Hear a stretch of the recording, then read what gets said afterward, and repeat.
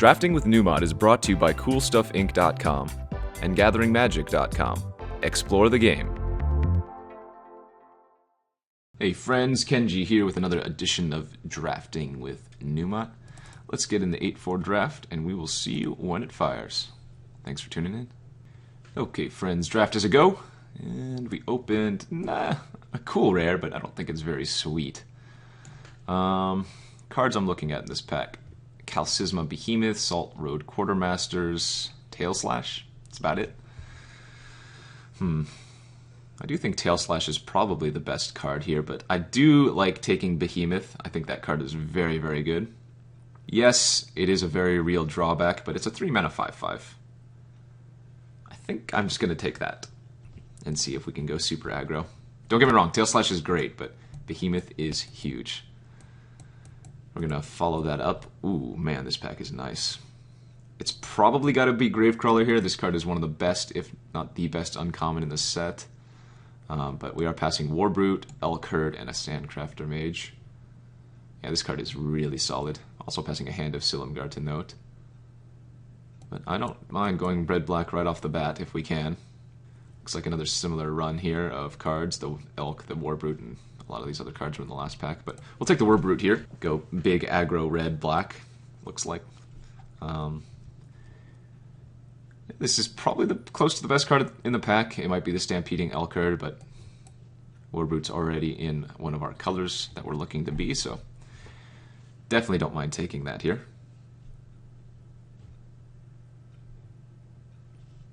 Ooh, 4th pick, and we get a spicy pack. Wow, Descent of the Dragons. Haven't had a chance to play with this card yet, but it looks really sweet. I think I'm probably going to take it. Otherwise, we'd take Twin Bolt, but there's also Aspirant, Attendant, and Coat with Venom. I've heard some good things about this card, and if I can pick up some like Dragon Fodders, oh man. Seems like an easy way to win the following turn. It's also pretty nice with Gravecrawler.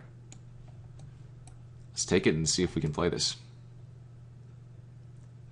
I mean, it looks like a bomb to me, so kind of surprised that we got a 4th pick. And another Behemoth. Okay, wow. Big red it is. Yep. Not even going to look at anything else in the pack. I mean, again, fine cards, but we are just fat. We are just playing the fat. This pack's a little bit more interesting. Probably going to take Coat with Venom here. Evolving Wilds and Kolaghan Stormsinger are also fine, I guess. Really liking how we're going so far. Again, looking to pick up the early game to kind of bolster, no pun intended, our late game drops, but I don't know. We kind of have all the win conditions we already need. Wow, and then we get a 7th pick, Bloodchin Rager. That's kind of insane. I mean, it definitely looked like red-black is open, so yeah, not going to complain at all. Just to note, Bloodchin Rager makes it so warrior creatures you control can't be blocked this turn except by 2 or more creatures, and these are in fact warriors somehow. Yeah.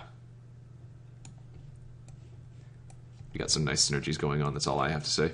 Filler Marsh Hulk, I guess? That's fine. Looking to pick up Dragon Fodders if possible, but I don't mind just taking random black and red creatures. So we're not going to get a Dragon Fodder since we're already past the wheel point on this pack, but still have another pack to pick up some Brawlers, or rather Fodders. Take the Brawler here. Didn't get any removal? I passed the Tail Slash, but we didn't see... Oh, I guess I saw a Twin Bolt too. So Tail Slash, Twin Bolt I passed. Looking to pick up Flattens. Obviously, like Deathwind. Wouldn't mind a Defeat.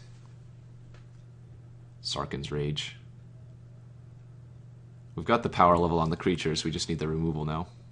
In the last pack, we can get like the Bathe and Dragonfires, the Reach of Shadows, and stuff like that, but just kind of mapping out how we're looking. I'm just putting in these cards in the sideboard because they're fine, they're playable, definitely, but I don't necessarily want to run them. I'm going to take the Dunecaster here over the Lightning Berserker.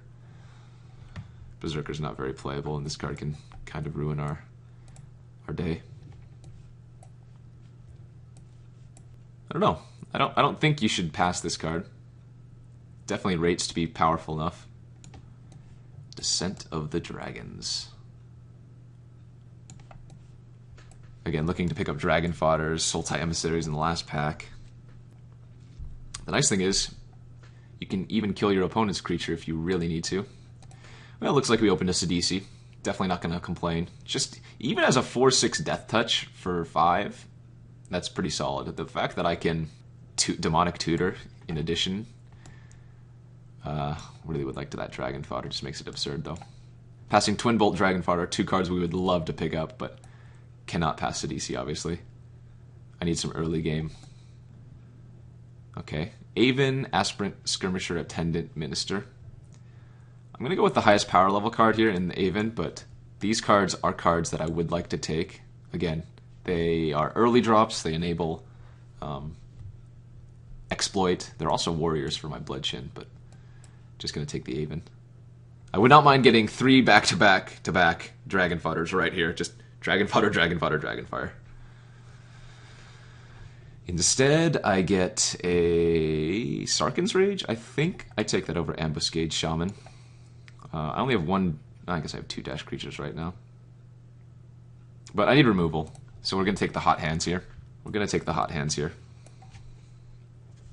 This also looks like it'd be a fine Monument deck. If I could pick up a Kolaghan's Monument, that would be fine with me. Okay.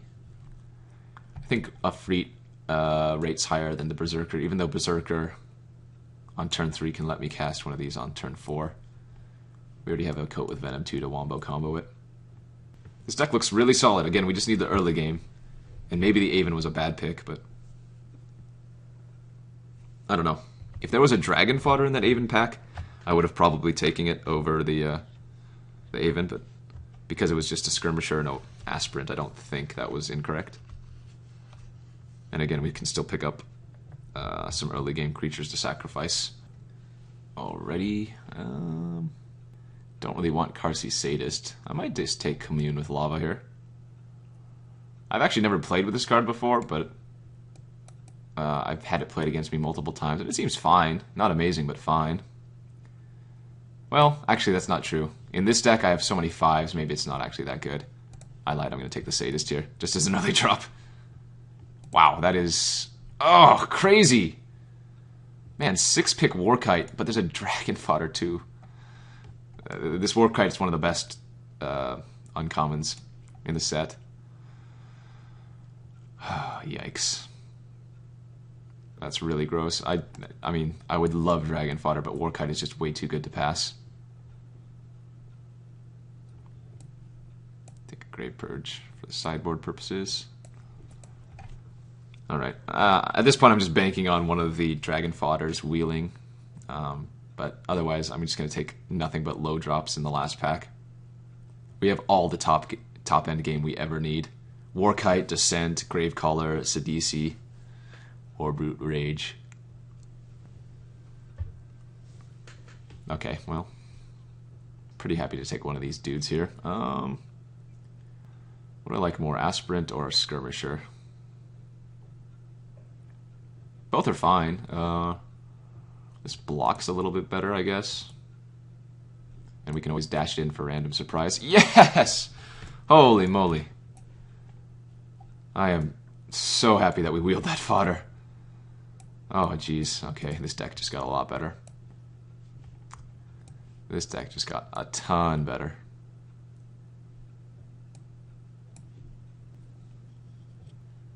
Yeah, this is looking great. A little bit short on removal, but otherwise the power level is way up there. And we have one more pack to go to get our Thousand Glooms, to get our Bathe in Dragonfires, to get our Reach into Shadows, to get our Wild Slashes, or anything else removal-wise. Okay, just take some random junk. Junk. Alright, pack 3. Show me the whammies. Show me the good stuff I'm looking for. Dagatar the Adamant. Nope, but we did pick up a Pyrotechnics, adding to the large number of absurd 5-drops that we have. Passing Mistfire, Dagatar, Surveyor, Outcast.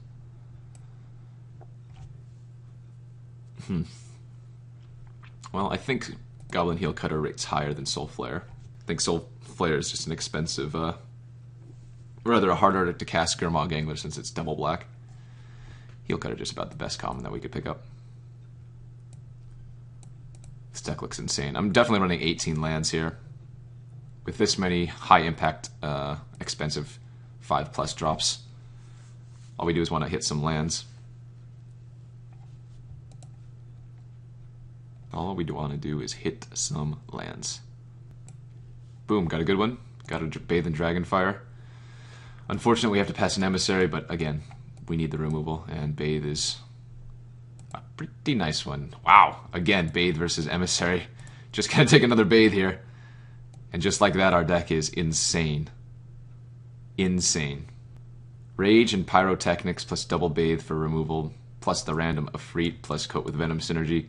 We have so many high value bombs, high value creatures. I mean, I guess this Sadist is pretty lackluster, and I guess this Brawler is pretty lackluster. If I could just fill up with like 2 Emissaries, we might have one of the best red-black decks I've ever seen. I think we just take the caves here. Again, I don't mind running these 2 creatures, but wow, and another dragon. Man, I don't even know if I can cast that or play that. It's, yeah, again, definitely an 18 lander. Probably running the Sadist no matter what now, just as early. Things are getting crazy. Things are getting crazy, friends. And we are on the good side of that crazy.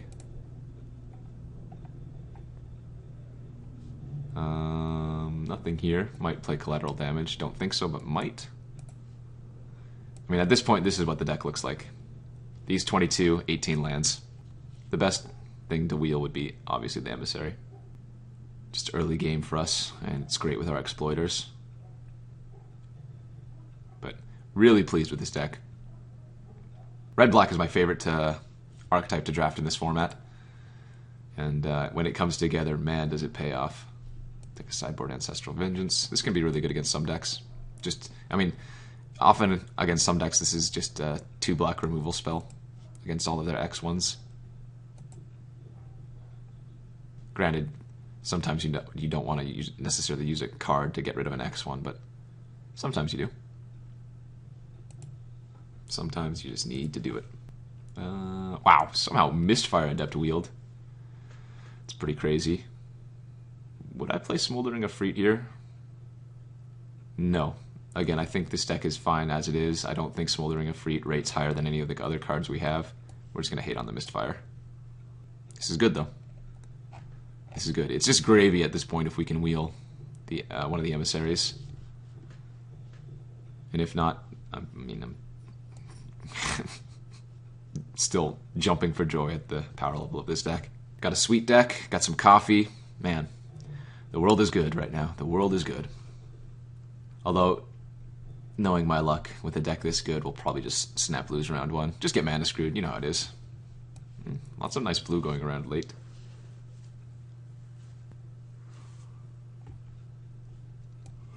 Excuse me. Looks like we're not going to wheel any of the Emissaries. I mean, I'm not surprised, but a little bit sad. Sad, but not surprised.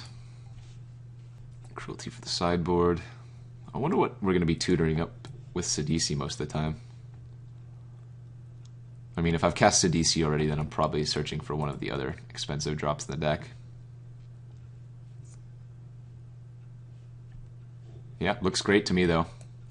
Again, 18 lands for this deck for sure. We have the double Behemoth, which requires 2 mana to activate every time we want to attack our block. And we have so many 5 and 6 drops that we need to hit on curve, or, you know, absolutely important that we get our land drops to cast them.